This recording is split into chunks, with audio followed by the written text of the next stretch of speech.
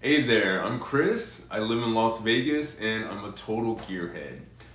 Now, I first started off with keytars and I fell in love with other equipment too, like sequencers and sound modules, but it's a really big keytar collection and I wanted to go over all of my favorite Roland Keytars that I've kind of accumulated so far. But first, you might notice my hair is a little purple. This is what happens when you go into the hair salon with a doll from the 1980s and an amethyst crystal. So when I first left the hair salon, my hair totally was that purple. And she kind of cut it in a mullet-ish, but it's since faded.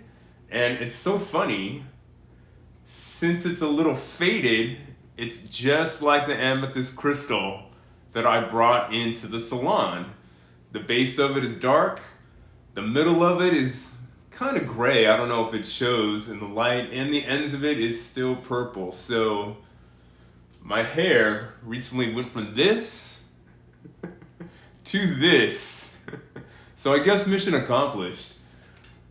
I am not sure what color I'm gonna do next. Am I gonna stay purple or am I gonna go back to a cobalt blue? We will see. But I did want to still do a quick review and run through of all the Roland Keytars that I got. Now the first one, it's not quite a Roland Keytar. It is the Behringer MS1. Now what is the Behringer MS1? It is a keytar. It's an analog keytar. It is a clone of the original Roland SH101. Now, this was originally going to be called the Behringer MS101, but I guess there are some copyright issues with saying 101 on the end of it. So it is the MS1. Now, the cool thing about this being a clone of the original is that it's got all the same markings, it's got all the same controls. It damn near, I'll scope it. You've got your waveforms, you got your LFO. Here's your waveforms, you got your LFO. You have your control over this guy. You've got your VCO. You've got your mixer to change all your waveforms. You got your sub oscillator. You have your VCF. Basically, these are all the same controls that were on the original Roland. The thing is, they made this one just a smidgen smaller. Oh, at the very end of it, you have your envelope. Now, the cool thing about having an analog keytar is that, or any analog synthesizer, you've got 100% complete control over the sound that you're trying to create. So, oh, by the way, those are all my Behringer pedals. That's actually kind of a Behringer pile right there. And Behringer's really known for making clones. Now, the cool thing about this clone is the original had an awesome bass line. And together, all the sounds that it made, the sounds of the bass that the original Roland Keytar made were in a lot of 80s musics. Now this guy is the Roland Axis. Now this is the first keytar or MIDI controller that Roland came out with, I believe. I'm not sure if it was 1984, 1985.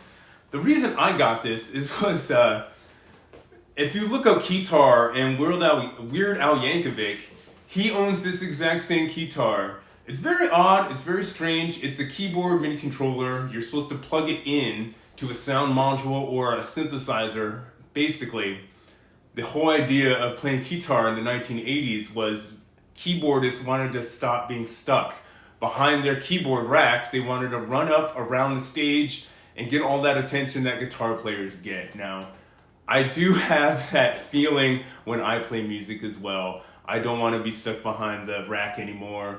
I want to play music out in the open. The weird thing that I've always thought about this keytar is, yeah, it's a keyboard shaped like a guitar. What's with the stabilizer bar? I understand maybe it has to do with the construction, maybe it has to do with like holding the thing together. Maybe it's so you could hold it upside down and play like that, maybe if you're left-handed. Not really sure what the stabilizer bar is for. Back in the day with these MIDI controllers, you could change all your MIDI channels on this guy. Now the controls on this keytar are actually really super duper simple. You've got your bender, you've got your mod wheel, you got a volume control. You can go up, only up on your octaves. You've got a chord memory, which is so darned awesome. Basically, you program a chord. Let's say I always do a minor seventh. I will program a chord, and then if you program it, you can hit the one button, and no matter what key you're playing, it will play that minor seventh and all of those different keys. Of course, you could change your MIDI channels. Back then, you would program all your MIDI channels, hit a MIDI channel, and that would be MIDI channel 1, MIDI channel 2, 3, 4, 5, up to 16. So basically, this MIDI controller can play up to 16 different synthesizers on 16 different channels if it wanted to. It's actually pretty awesome. Again, I never really figured out what that stabilizer bar thing is for. I guess it's for, I don't know, just continuity of the design. But yes, this is the Roland MIDI Keytar Axis. Came out, I believe, 1985. And it's pretty awesome. It led the way to 2 other MIDI controllers after. So this baby is the Roland Axe Synth. Now, this came out in, I believe, 2009.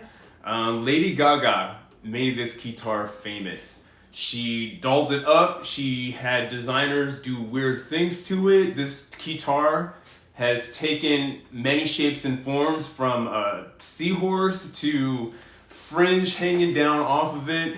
She's made this keytar look so awesome. She probably had a partnership with Roland to do so.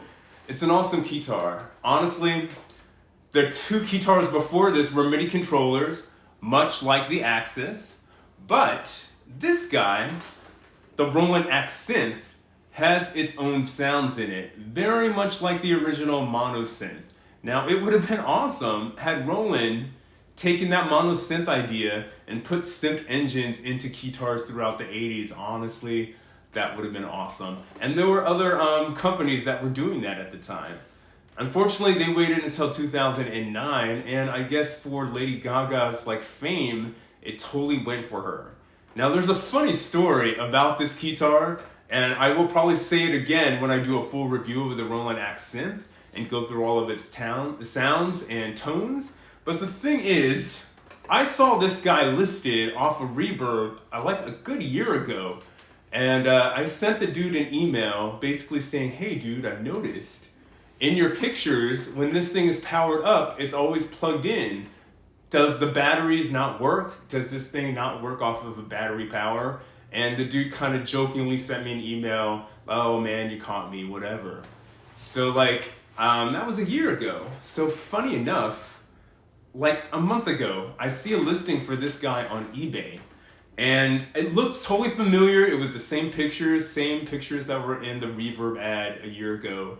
And I didn't put it together until I bought it, and I won it on a bid on eBay. And I think I paid $500 for this guy on eBay, and I thought that kick ass, I paid a really great price. Right now, these Roland Axe Synths, even though they're not being produced anymore, and even though they're over 10 years old, these things are going for up to $1,000, $800 to $1,000, and I just can't play. I mean, I can pay that, but I don't want to pay that for a used keytar, especially if it's 13 years old. So I wanted to wait till I could find one that the guy bought the new Roland Axe Edge, and he just wanted to get rid of his old one and play the new one. I kind of got lucky. I got this one, so I bought it. I complained to eBay because when I got it home, when it came home, I noticed that it only works if it's plugged in. Dude, the batteries don't work. So I sent the dude a very unhappy email saying that I was going to give you a low rating, and could you please just give me a partial refund, because I wouldn't have bid as much as I did on this guy. I would only have bid $400 instead of $500, so please can you send me $100 back? It turns out dude totally refunded the entire purchase back onto my credit card. Dude, so like instead of paying like 530 bucks for this, I paid 0 for this keytar. And I know it just plugs in, and maybe someday in the future I'll get another Roland Axe Synth, and I'll pay for that one just so I can walk around and play with it instead of having it being plugged in. But dude, free, dude. I just want to say thank you to that guy. I'm not going to mention his name. If he ever runs across this video, this Roland history keytar video, thank you. Thank you for donating this to my channel and to me and to my studio and to the history of music. Roland has been making awesome sounds forever. So what are the powers of this keytar? Of course, you can control your octave on it. It has your modulation bar. This little touch controller thing messes with pitch. When you hit these buttons, this controls the D-beam. Now, what is a D-beam? Supposedly, it's supposed to be an expression like laser. Basically, you wave your hand over it and it will change expression as far as pitch or filter. It's actually kind of like the modulation bar, but with like a kind of theremin kind of trigger. Of course, you have all of your tones on this guy. Much like the keytars in the past, you could change all your MIDI channels with the first 16 keys. Now, the cool thing about the Roland Axe Synth is it has its own sounds, and it was made specifically to be a lead instrument. Now, all of the different tones are basically, they were created for a lead. The synth leads on both of those, 1 and 2, are awesome. A lot of the bass sounds are in all of the Roland synthesizers. The lead guitars, oh my gosh, I can't even tell you. All the patches, all the tones on the lead guitar lists are all awesome. I believe there's a good 10 of them that I love. No wonder Lady Gaga liked this keytar. There's the brass. It's got a lot of 80s brass. It's got a lot of Jupiter sounds on there. Same with the strings. There's a couple of rowdy sounds on the clavicles. I love that. Awesome piano sounds on there. You could program your own favorites. Now, the cool thing about this keytar, of course, like I said, it's got its own sounds and it's shaped like an axe. I gotta guess that that's the whole idea. Like, they wanted it to look like an axe. They wanted it to look like an axe guitar, but with piano keys. So what I have here is the LUCINA X9. Now, what is the LUCINA X9? It's more or less the little brother or little sister of the preceding keytar, the Roland Axe Synth. Now, the Roland Axe Synth came out in 2009. I guess Lady Gaga made it just super famous. She started playing this, I don't know, at the end of the first album, at the beginning of the second album. It's basically the Roland Axe Synth, but light, just smaller. It's got no neck on it. It's got this weird hand hole that you shove through the stabilization bar. It's got a D-beam as well if you want to control pitch and if you want to control filter on this guy. There is no suspend pedal. Actually, there's a jack for a suspend pedal, but there's no button for suspend. So instead of this controlling pitch and modulation, right away I looked into the instructions when I got this guy, and I changed the control for this guy is now my suspended pedal. So I could play my leads and then hold this for a suspended pedal, and I will use the D-beam if I want to do filter, modulation, stuff like that. And I will show you how the controls work on this guy. So very much like the Axe Synth, this guy is made to be a lead keytar player's keytar. Now, you could go through the controls. Basically, this D-beam thing, it's like a cool distortion, like sound beam that it does to all your tones and sounds. This USB, you're supposed to be able to, let's say you have a whole bunch of songs on a flash drive. You could shove your flash drive in there and bring up all of the whatever's on that flash drive. It will play through your keytar so you can do accompaniment. Have I used that? No, I have not used that yet. I will use that feature someday in the future. The cool thing, okay, of course you have an octave control, a transpose control, and all your awesome tones. Now this guy was built just like the Roland Axe Synth to be a lead keytar. The two synth tones, their section, those tone sections are pretty darn awesome. It's got the same bass sounds and a couple of different ones. Same with the brass and the strings. The guitar sounds, there's only maybe 3 guitar sounds on this that I like. The rest are kind of basic. On the Roland Axe Synth, the guitar sounds on that I love, like about a good 10 to a dozen. Of course, you can assign favorites just like the Roland Axe Synth. And honestly, it's a pretty dope keytar without a neck. It's a pretty dope keytar for the price, and it's supposed to be a Roland Axe Synth Lite. So this is the last of my Roland Keytar collection, but certainly not the least. This is the Roland Axe Edge. It's kind of the Roland Axe Synth, but freaking edgier, bladier, kind of hardcore looking. Now, the cool thing about this guy is they've made it exactly the same for a lead guitarist. You could play keys on this thing, you could play lead guitar sounds on it. There are awesome leads on this guy. Honestly, I love the guitar sounds on the Roland Axe Synth better, but there are several guitar sounds on this that I'm in love with that I always go to every time I pick it up. It's a little heavier. It's got a heavier synth engine. You can do more complicated editing on this guy.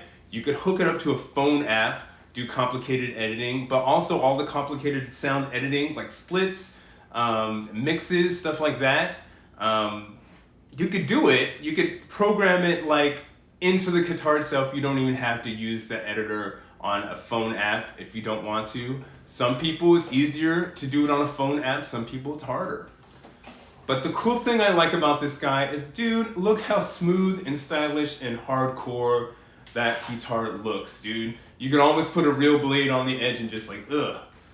But it's cool, it's slick, it's kind of sexy. Other than its aesthetic look, the controls on this are pretty darn basic and the same as the Roland Axe Synth. You have controls over your program, like it's increment, decrement buttons. You have volume control. You have sustain buttons on the other end. You have your modulation bar. And of course, you could program and edit your tones off of this little LED screen. And of course, all of these buttons, as simple as they are, they're the same as the Roland Axe Synth. Each and every different group has different sounds. I think up to 32 sounds in each group. So the lead, all of the lead tones are freaking awesome and hardcore. These are secondary leads. They're pretty nice. The same bass sounds as most of the Roland synthesizer products. I love how General MIDI is still the same in the 80s and 90s between companies, but different companies had more hardcore, more lighter, more reserved tones than others, even though it was still in General MIDI. Of course, there's cool effects. There is a vocoder in this guy. There's an arpeggiator. That's one thing that the Roland Axe Synth did not have. So per request, one of the viewers who watches my channel asked me to line up all my Roland Keytars side by side, or at least on top of each other, so they can be compared. So I wanted to do that, and I hope you guys dig. So here we are. As you can see, I am staring down on all my Keytars from the ceiling, and I can't tell you how very much not safe this is. Okay, like I'm that close to the ceiling fan. Yeah. So let's guys look together side by side. Now, this guy, total clone. It's almost that Roland Keytar, but it's just a little bit different, just a little bit slimmer and smaller than the original Roland SH101. Now, the Roland Axis right behind it, that's when Roland kind of switched from making Keytars with sounds to Keytar MIDI controllers. Now, Again, I don't know what's up with the stabilizer bar. I don't know if it has to do with construction itself. I don't know if it's just to look cool. It just looks a little odd to me. Now, I've got the Roland Axe Synth, the first Roland synthesizer with full sounds for somebody who wanted to do leads, somebody who wants to do background synth, somebody who wants to run around on stage. I'm very thankful to have that Roland Axe Synth because I totally didn't even pay for it. The seller totally refunded everything on that purchase. I feel kind of bad about it because dude probably paid for shipping. Dude probably lost money giving me that keytar. So like, I wish them well. Okay, right after it is the Roland LUCINA. Again, all the same controls pretty much of the Roland Axe Synth. They might as well be twins, but one of them came out a little shorter, like not identical twins, fraternal twins. Not completely all the same sounds, like, you know, all of those sounds right there. They're not completely in the LUCINA. They share sounds, but as well as they both have different libraries altogether. So even if you had both, there's going to be a uniqueness in both of those keytars. As well as the size is just a little slimmer than the Roland Axe Synth. And of course, the newest Roland synth right now is the Roland Axe Edge. It looks hardcore. It looks kind of gothic. I painted my blade black, just to look a little bit more gothic and hardcore, just to make it look like an all-black keytar. I was kind of tempted to put fringe on it, but at the same time, it's like, you know what? I don't want to copy Lady Gaga. I'm too busy copying the 80s to copy Lady Gaga. But it's hardcore. It's like a total axe. I've got two axes. I've got a weird, like, keytar with a hand hole in it. I really like how Roland has really played around with their keytar design.